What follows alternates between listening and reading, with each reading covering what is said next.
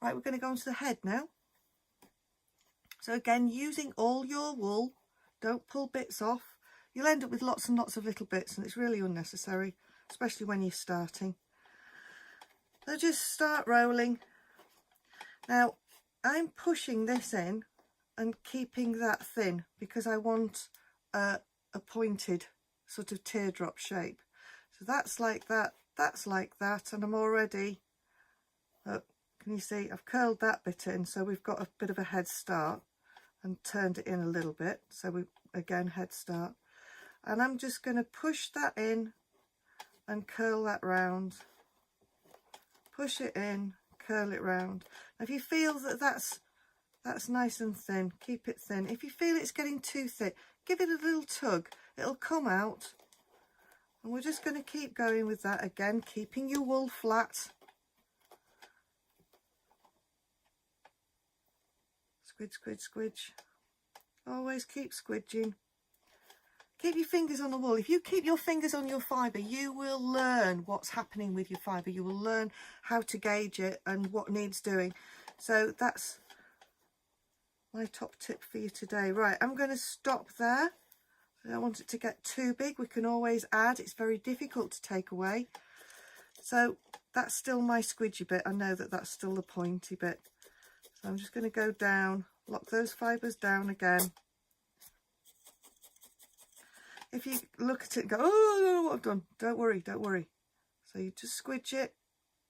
You can feel that that's the thicker end. So I'm just going to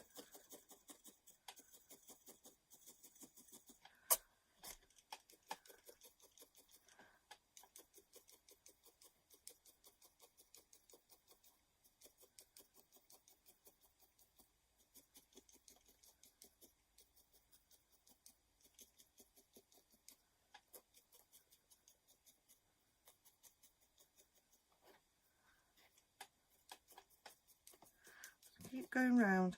Trick is always systematic, systematic, systematic. When you start doing the random thing, it's when you get in the drink. So just don't get yourself in that position. Just keep control of stuff all the time, gently, gently away. Look, can you see we're getting a more pointy face? I'm just going to blunt it off a bit now.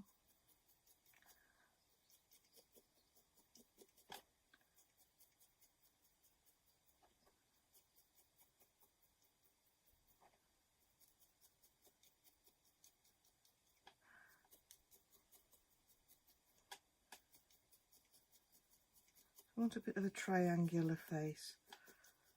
So we're now going to start doing that. So push those fibres up.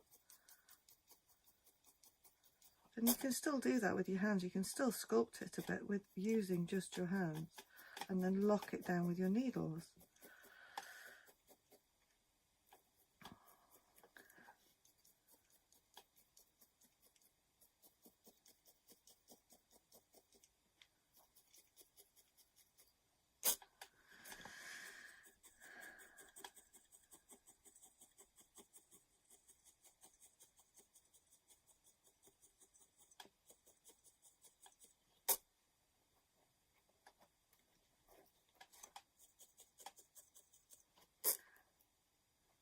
Okay, I'm now going to offer it up like that, look. And I'm going to join them by going down from this side.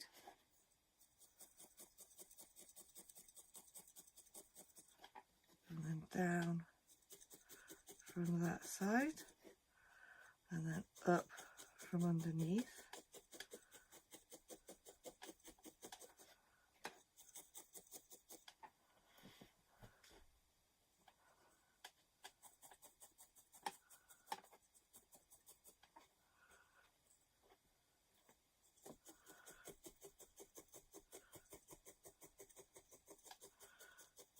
Now we have a trick that we use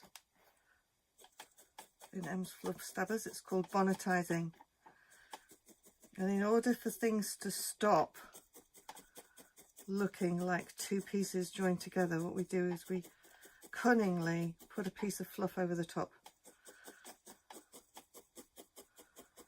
and all of a sudden it gives a piece of cohesive look that it didn't possess 2 seconds before.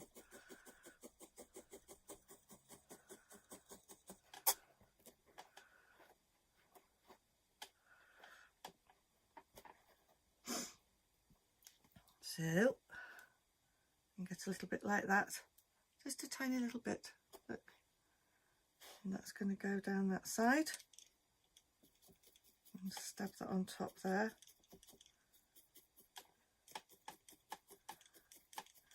And the reason that we do this is that it makes your brain start thinking of it like it's a whole thing, rather than a really weird individual thing. And then we can start getting a little bit more aggressive with it.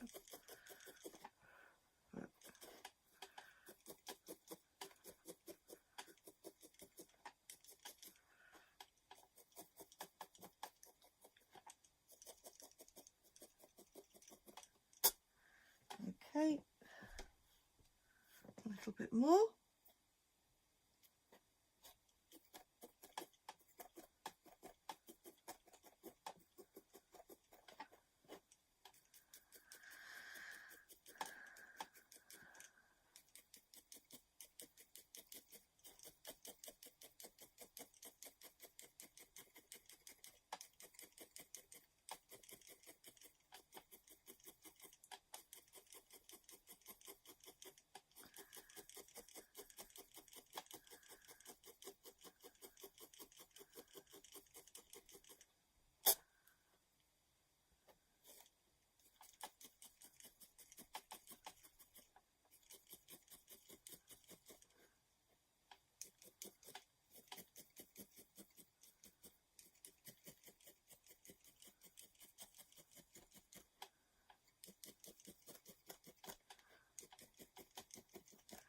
You see, doing that, I'm not doing that straight down, I'm going at that angle.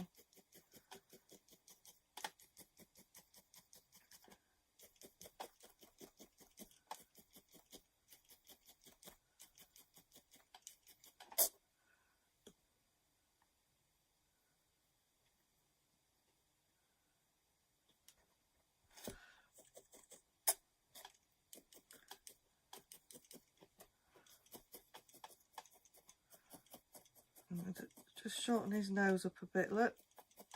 So I am going in that direction because I want to push it back a little bit. And I want it to come down like that.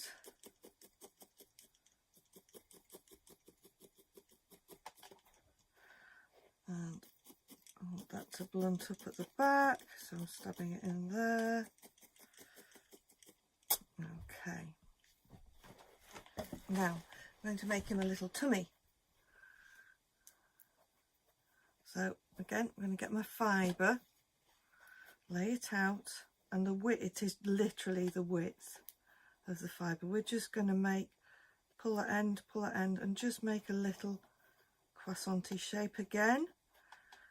And if you're unsure how deep, want it to be like that, want it to be a little bit wider, so we'll just, not too tight, because we're going to have to squidge it out. And then I'm going to add that there, like that. Okay.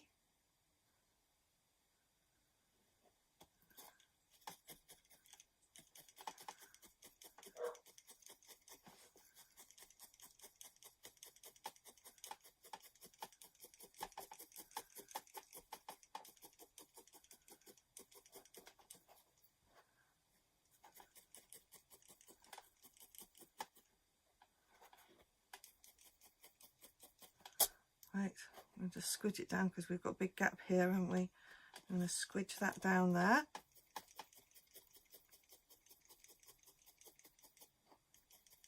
And add a little bit more fluff, bonnetise that bit, so our eyes stop seeing it as two different things. use my single needle. I'm attaching the wool, so I'm going straight down.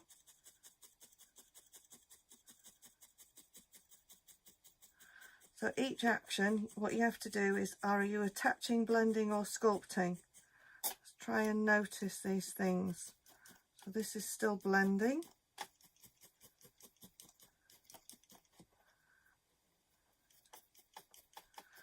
If you're blending, you generally go to very acute oblique angle. So you're almost parallel with the model.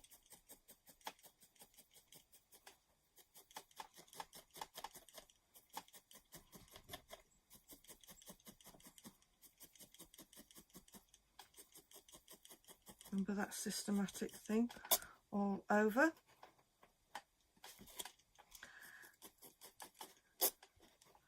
I'll push that forward because I want it a bit more chest. There we are. Right. We'll now start with the little legs.